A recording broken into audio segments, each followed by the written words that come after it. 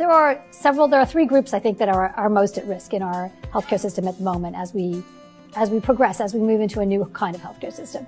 One group that I think is at risk are providers, and they're at risk because the world is changing under them.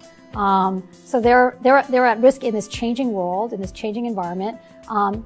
They have to change the way that they've practiced medicine and the way that they run their businesses. And they're a group that doesn't like to change. A second group of people who I think are at risk are those who really depend on these insurance reforms and the changes in our insurance system that are supposed to be coming online. We've had a struggling rollout of the health insurance exchanges. Healthcare reform is still, we sort of hope that it would already be resolved, but it's still an ongoing issue. And I think there is a real risk that we lose some of the gains that we've made up for that very vulnerable population.